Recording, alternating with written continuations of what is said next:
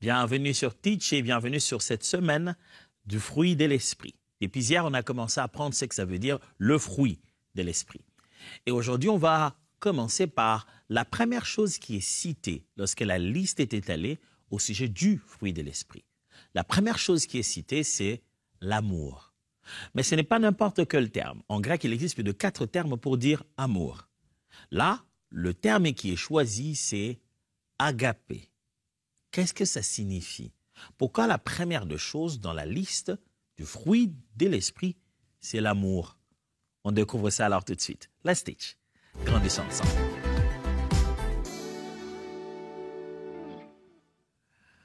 Ce qu'on veut ici ensemble, c'est découvrir l'amour agapé. Ça signifie quoi cet amour? C'est le fondement de toute la vie chrétienne. Il ne s'agit pas d'une émotion, ni d'une attirance, mais d'une décision de se donner. L'amour dont on va parler ici, c'est pas juste une émotion ou un ressenti passager. C'est pas juste le faire, c'est dire mon cœur brûle, je sens l'amour, donc c'est le fruit de l'esprit. Ah non, c'est pas ça. C'est pas le battement rapide de ton cœur en présence de la personne qui cause cette sensation de dépendance. Non, c'est plus que ça, c'est une décision intérieure de s'offrir aux autres, de s'offrir à l'autre. Lisons 1 Corinthiens, chapitre 13, versets 1 à 7. Vous découvrirez ce que la Bible appelle agapé ou amour. 1 Corinthiens 13, 1 à 7. En effet, supposons que je parle les langues des hommes et même celles des anges. Si je n'ai pas l'amour, je ne suis rien de plus qu'une trompette claironnante et une cymbale bruyante. Supposons que j'ai le don de prophétie, que je comprenne tous les mystères et que je possède toute la connaissance. Supposons même que j'ai, dans toute sa plénitude, la foi qui peut transporter les montagnes. Si je n'ai pas l'amour, je ne suis rien. Si même j'ai sacrifié tous mes biens et jusqu'à ma vie pour aider les autres, au point de pouvoir m'en vanter, si je n'ai pas l'amour, ça ne me sert de rien. L'amour est patient. Il est plein de bonté. L'amour. Il n'est pas envieux. Il ne cherche pas à se faire valoir. Il ne s'enfle pas d'orgueil. Il ne fait rien d'inconvénient. Il ne cherche pas son propre intérêt. Il ne s'aigrit pas contre les autres. Il ne trame pas le mal. L'injustice l'attriste. La vérité le réjouit. En toute occasion, il pardonne. Il fait confiance. Il respecte. Il persévère. Vous allez commencer à comprendre avec cette lecture pourquoi souvent lorsque on parle du fruit de l'esprit, on a tendance, les commentateurs et la plupart des théologiens, à dire que le fruit de l'esprit, c'est l'amour. Et que les restes viennent de l'amour. Parce que je viens de vous lire tout à l'heure, Paul dans 1 Corinthiens, il dit que l'amour, il entendait décrire l'amour, il dit que l'amour est patient, par exemple. Or, la patience dans le fruit de l'esprit, dans Galates, va être citée séparément de l'amour. Or, le mot amour, agapé, à l'intérieur de lui-même, se trouve déjà la bonté, se trouve déjà la patience, se trouve déjà toutes ces autres choses. C'est pourquoi on aime croire que lorsqu'on dit le fruit de l'esprit, on parle directement de l'amour et de ses dérivés, ou de l'amour et de ce que contient l'amour à l'intérieur. Lisons 1 Jean chapitre 4, versets 7 à 12. 1 Jean 4, 7 à 12. Mes chers amis, aimons-nous les uns les autres, car l'amour vient de Dieu. Celui qui aime est né de Dieu et connaît Dieu. Qui n'aime pas n'a pas connu Dieu, car Dieu est amour. Voici comment Dieu a démontré qu'il nous aime. Il a envoyé son Fils unique dans le monde pour que, par lui, nous ayons la vie. Voici en quoi consiste l'amour. Ce n'est pas nous qui avons aimé Dieu, pardonnez-moi, mais c'est lui qui nous a aimés. Aussi a-t-il envoyé son Fils pour apaiser la colère de Dieu contre nous en s'offrant pour nos péchés. Mes frères, mes chers amis, puisque Dieu nous a tant aimés, nous devons, nous aussi, nous aimer les uns les autres. Dieu personne ne l'a jamais vu. Mais si nous nous aimons les uns les autres, Dieu demeure en nous et son amour se manifeste pleinement parmi nous. Intéressant. Jean est en train d'expliquer le sens et l'essence de l'amour. Il montre que Dieu est amour. Et puis si on parle toujours de la même forme d'amour, agapé. L'amour de Dieu. Dieu est plein d'amour au point qu'il est amour. Dieu est amour. Et il dit personne n'a vu Dieu.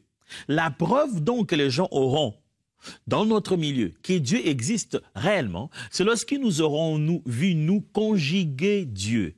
Nous conjuguons Dieu. Comment? Par l'amour. Nous vivons du Dieu, le Dieu qu'ils n'ont pas vu. Comment? Par l'amour. Comment? En nous aimant les uns les autres. Où est-ce qu'on aura appris ça? Parce qu'il nous a aimés le premier. Ça nous rendra capables d'apprendre à aimer. Pas lui d'abord, pas lui seulement. Mais ça nous apprendra à aimer les autres. Donc Dieu n'attend pas comme retour véritable de notre amour, un amour qu'on lui montrait à lui. Non. Je vais m'expliquer. Quand Dieu nous aime, ce qu'il s'attend en premier, c'est pas d'abord que nous puissions répondre parfaitement à cet amour. Parce que notre amour sera toujours imparfait, elle est humaine. Dieu attend que lorsqu'il nous montre l'amour, pour avoir la preuve ultime que nous avons compris ce que ça signifie aimer, il doit nous voir conjuguer aimer à nos semblables. Pas seulement à lui. Parce qu'il y a tellement de paramètres qui montrent que nous ne pourrons pas l'aimer comme il nous aime. Mais nous pouvons aimer les autres comme il nous a aimés. Et ça sera la preuve que nous sommes en plein dedans de l'agapé. Vous l'aurez compris. Le mot ici dans Galates chapitre 5, au verset 22 à 23, lorsqu'on parle de le fruit de l'esprit, c'est l'amour. Le mot là, c'est le mot agapé. Donc la définition ici, c'est que agapé signifie amour inconditionnel, sacrificiel et divin. C'est un mot qu'on utilise en grec pour parler de l'amour qu'il y a qu'en Dieu, de la nature de Dieu. C'est aimer comme seul Dieu peut aimer. C'est imiter cette forme d'amour-là. Vous verrez tout à l'heure, on a lu dans 1 Jean, on parle de se sacrifier pour nous. Il a envoyé son fils. On est en train de parler de l'amour et le contexte sacrificiel se manifeste. Cet amour est contraire de l'amour charnel ou de l'intérêt. L'amour agapé, ce n'est pas l'amour où on aime quelqu'un parce qu'on aime son corps, il est bien, on aime bien rester avec lui. Non. L'amour agapé, ce n'est pas l'amour où on se dit je l'aime bien parce que en restant ensemble, je grandis beaucoup. Non, on ne cherche pas ses intérêts à l'intérieur. On consomme seulement le bonheur d'avoir cette personne, d'être à côté de cette personne. Alors, j'aimerais vous proposer ici 5 grandes idées au sujet de ce fruit de l'esprit appelé l'amour. Parce qu'il est important, frère, que nous, chrétiens, nous, disciples de Jésus, apprenions à aimer. S'il y a quelque chose qui a disparu au milieu de nous, c'est l'amour. On cite beaucoup d'autres passages pour nous couvrir. Mais la vérité, c'est que les gens ne s'aiment plus. C'est juste simplement ça. On va donner beaucoup de... Ouais, intéressant, mais au fond, l'amour a beaucoup disparu. Et si nous, le sel de ce monde, nous ne donnons pas l'amour, imaginez combien amère devient la vie à vivre ici-bas. Au travail, relation professionnelle. On insiste d'ailleurs. On dit si on n'est pas des amis, c'est une relation professionnelle. Comment voudriez-vous qu'on bâtisse une relation sans qu'il y ait à la base de l'amour? Pas de l'intérêt, pas de l'amour éros. On ne peut pas vivre sur cette terre sans amour. Dieu est amour. C'est la nature divine. Tu ne peux pas collaborer avec l'univers que Dieu a créé sans manifester cet élément naturel, cet élément primaire qui est de la nature de Dieu, l'amour. Qu'on appelle ça relation professionnelle, on est au travail. S'il n'y a pas d'amour, on va s'entretuer. Il faudrait aimer. Imaginez-vous qu'on va au travail, on nous insiste d'aimer notre travail. On nous dit de ne pas aimer nos collègues. On doit garder une relation professionnelle. Même oser dire à l'un d'entre eux que tu l'aimes bien, ça peut devenir un problème au niveau qui va être amené aux ressources humaines. Certes, oui, le milieu ne permet pas. Mais ce n'est pas possible de vivre avec un être humain 2, 3, 4 minutes seulement, sans voir de l'amour dans son cœur. L'homme a besoin d'être aimé, sinon il est invivable.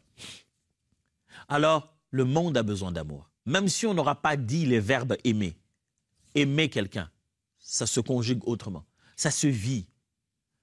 Reste, même au milieu de travail, même dans votre équipe de football, mais partout où les êtres humains sont en interaction avec l'univers, il faut de l'amour. Même un chat peut reconnaître que celui-ci l'aime, celui-ci ne l'aime pas. L'univers dans lequel nous sommes demande de l'amour. Et Jésus, qu'est-ce qu'il est venu montrer? C'était cet amour-là.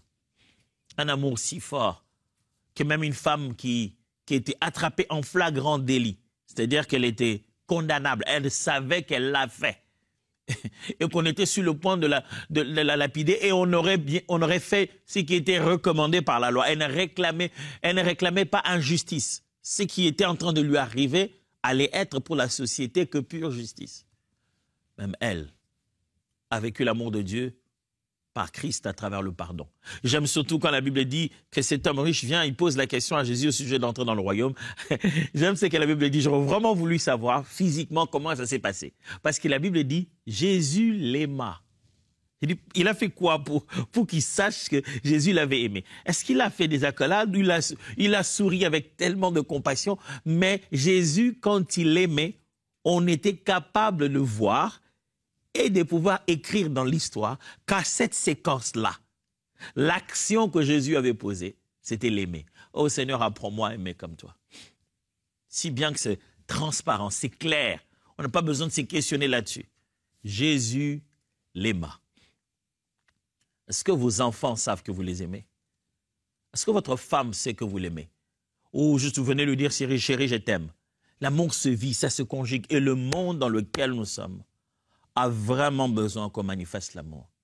Et pas n'importe quel amour, pas l'amour basé sur l'intérêt, l'amour pur, authentique, pour lequel la personne peut y répondre sans avoir peur de se dire qu'un jour, je vais payer la facture de toutes ces expressions d'amour que me manifeste. Cet amour sans facture à payer d'amour, le monde dans lequel nous sommes en demande encore. Alors, 5 choses que j'aimerais vous dire. Premièrement, Dieu est amour. Vous l'aurez compris, c'est tout aussi clair que ça. Dieu est amour, c'est sa nature, pas seulement un attribut. Ce n'est pas seulement un attribut, l'amour de Dieu. Ce n'est pas seulement quelque chose qui est lié à un comportement caractériel. S'il y avait de la substance en Dieu, cette substance serait amour. Dieu est amour. 1 Jean chapitre 4, verset 8 le dit. 1 Jean 4, verset 8. Celui qui n'aime pas n'a pas connu Dieu, car Dieu est amour. On vient de les lire tout à l'heure. Celui qui, lui aussi, ne vit pas l'amour, il ne peut pas dire qu'il a connu Dieu. Tu ne peux pas dire que tu as connu Dieu, tu as été en contact avec lui. Si tu étais en contact avec lui, Dieu est amour. Tout ce que tu peux sortir de toi, ça ne peut être que de la nature de Dieu. Nous devons, je l'ai dit tout à l'heure, conjuguer Dieu dans la société. Et le moyen de conjuguer Dieu dans la société, Jésus va le répéter encore, ce ne sont pas nos miracles, ce ne sont pas nos puissances, ce ne sont pas nos dons spirituels, notre argent. C'est aimez-vous les uns les autres comme je vous ai aimé. Alors le monde saura que vous êtes mes disciples. Il n'a même pas dit aimer Dieu dans l'adoration. Il a dit non, montrez mutuellement de l'amour. En commençant par vous, les uns les autres. N'oubliez pas, quand Jésus leur dit aimez-vous les uns les autres, il n'est pas en train de dire aimez-vous avec les autres que vous ne voyez pas. Il commence par leur dire à eux, là, qui sont là, entre vous déjà mes disciples, tant que vous ne manifestez pas de l'amour, comment les gens du dehors vont savoir que vous êtes les miens? Et aujourd'hui, s'il y a un endroit où l'amour est devenu rare, il y a tout, d'autres noms, sauf l'amour authentique. Malheureusement, c'est l'Église. C'est l'Église qu'à la sortie du culte, le coin des frères et sœurs qui sont là-bas en train de se parler, ils parlent d'un autre frère, d'une autre sœur en train de colporter. Et pour se calmer la conscience, ils disent « Ah, vraiment prions pour eux ». Et personne ne va prier. C'est juste du colportage et personne ne va même poser un acte pour pouvoir les aider à sortir de la chose dont on s'est plaint. Oh, si l'amour pouvait rentrer dans l'Église. Deuxième vérité, l'amour agapé est la racine de tout le fruit de l'esprit. Vous l'aurez compris, l'amour agapé est la racine, le point de départ de tous les autres éléments qui sont cités dans le fruit de l'esprit. Je l'ai prouvé dès le début en vous montrant dans 1 Corinthiens chapitre 13 que lorsqu'on décrit l'amour, on dit que l'amour est patient, l'amour est bon. On est en train de dire des autres attributs, des autres noms dans la liste de ce que Paul appelle, toujours le même Paul appelle dans Galates, le fruit de l'esprit. Donc c'est comme si le fruit de l'esprit c'était principalement l'amour, et dans cet amour il y avait donc de petits morceaux qui constituent le fruit. L'amour est la racine principale de toutes les autres choses qui sont citées dans le fruit de l'esprit. Sans l'amour, il n'y a pas de patience, sans l'amour, il n'y a pas de bonté, sans l'amour, il n'y a pas de bienveillance, sans l'amour. Il faut à la base une forme d'amour qui est exprimée. Troisième pensée, c'est que c'est un amour qui se sacrifie, pas un amour qui attend. L'amour agapé que la Bible exprime ici, quand elle est en train de parler du fruit de l'esprit qui est l'amour, je vous ai lu avec le texte de Jean que c'est un amour qui se sacrifie, pas qui attend de la part des autres. Qu'est-ce que je dis par là? L'amour qui se manifeste en nous comme le fruit de l'esprit, c'est un amour qui donne jusqu'au point de prendre ce qui était propre à nous et qui nous était précieux, de le donner à autrui, à un parfait inconnu, par expression d'amour, plutôt que d'attendre de le recevoir. On ne se réveille pas le matin en se disant « je vais manifester les fruits de l'esprit. Qui va m'aimer aujourd'hui ?» Non. On se réveille le matin en disant « je vais manifester les fruits de l'esprit aujourd'hui. À qui vais-je donner l'amour ?» L'amour, selon que la Bible nous l'enseigne, nous devons donner, pas aller recevoir l'amour. Et c'est pourquoi j'aime toujours combattre cette mentalité de foi dans l'église locale, où j'entends des frères et des sœurs se dire « Ah, dans cette église, il n'y a pas d'amour, les gens ne s'aiment pas moi, vraiment, moi j'avais des problèmes, personne ne m'a manifesté de l'amour. » Je dis « C'est normal, il faut sonner le son de la trompette pour que les uns les autres s'éveillent. Et que si nous ne nous exprimons pas très bien notre amour les uns vers les autres, nous ne prouvons pas à quel point nous sommes dérangés ou bien nous prenons soin des uns des autres. » Il est important de sonner la trompette d'alarme. Mais il faut aussi se poser la question, est-ce que ce que je reproche les autres de ne pas me donner, est-ce que j'en donne moi? Ça signifie ceci. Ça ne signifie pas que si quelqu'un n'est pas venu à votre deuil, vous vous plaignez parce que vous, en fait, vous allez dans les deuils d'autrui. Comment on ne vient pas dans votre deuil? Ce n'est pas ça, donner pour recevoir. Ça, c'est calculer. C'est de l'intérêt. On vous rend ce que vous avez donné. Ce n'est pas ça l'amour.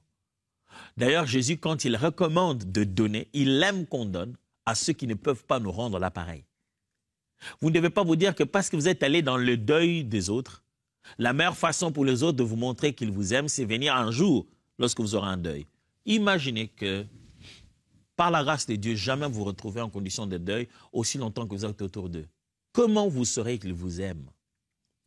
N'attendez pas que les gens vous rendent exactement ce que vous leur avez donné pour que cela soit la preuve qu'ils vous aiment en retour.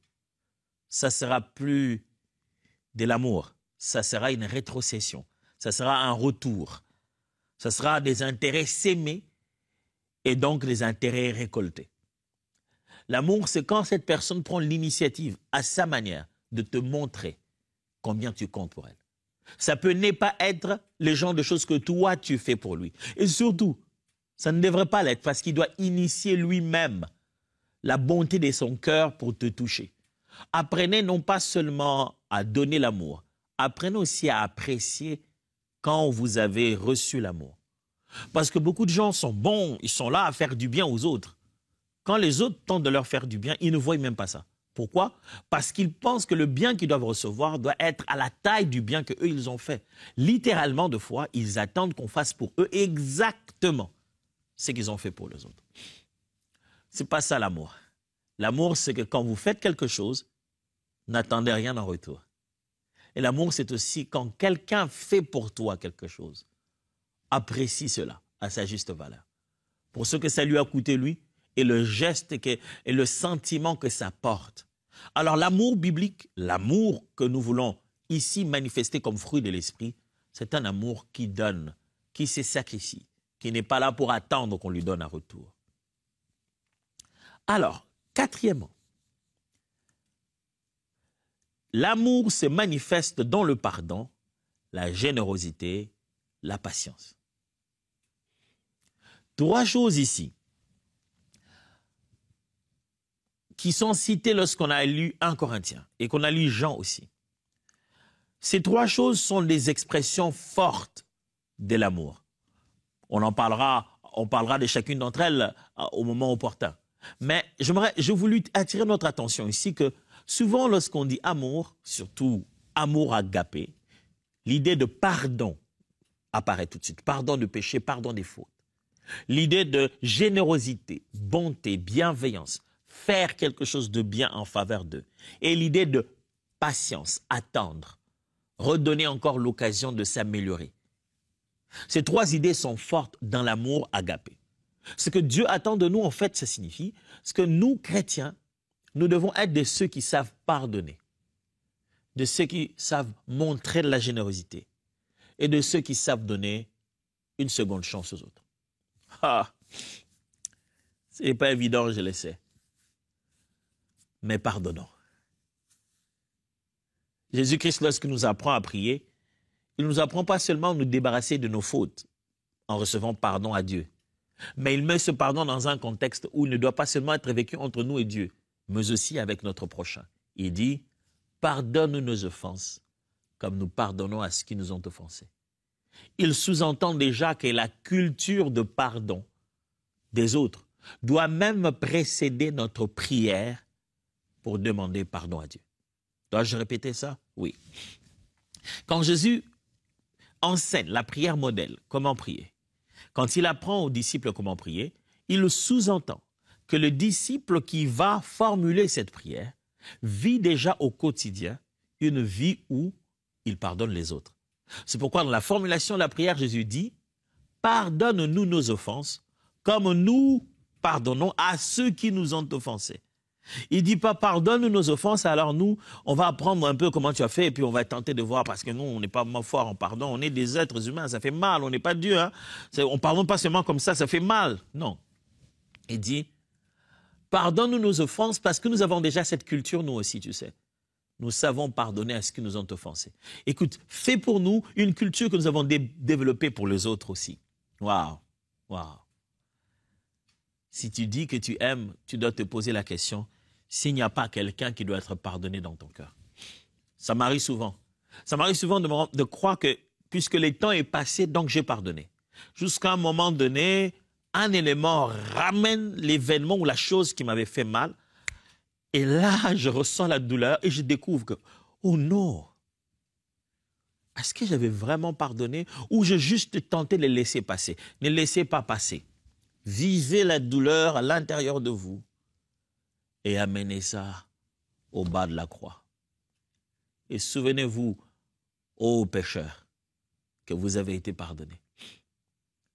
Ressentez la douleur, laissez monter le cœur. Dites-vous pourquoi il a fait ça. Je n'aurais jamais crié ce qu'il a crié. Mais dites-vous qu'il faut ramener ça au bas de la croix. Avec le temps, j'ai compris. Je ne peux pas tromper mon cœur. J'aurais pu devenir amnésique, effacer le souvenir du mal qui m'a été fait, ne même plus en parler. Mais au moment où ça reviendra, la nature de mon cœur est déjà de sorte qu'il n'a pas pardonné. Si je n'ai pas pardonné à l'intérieur, même si je tente d'oublier et de faire en sorte que je ne sois pas dans le circuit de la chose, mon cœur finit par me rattraper. Je vous en supplie. Le monde a besoin d'être pardonné. Les gens ont besoin qu'on soit patient envers eux. Et les gens ont besoin qu'on leur montre la bonté. Ces 3 choses-là prouveront que nous avons réellement le fruit de l'esprit qui s'appelle amour.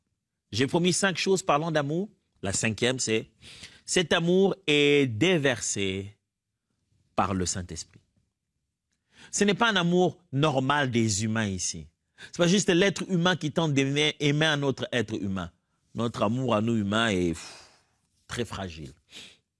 Je parle d'un amour divin. C'est pourquoi ici la Bible parle d'agapé, l'amour de la nature de Dieu. Nous n'en avons pas. Naturellement, l'être humain n'a pas ça.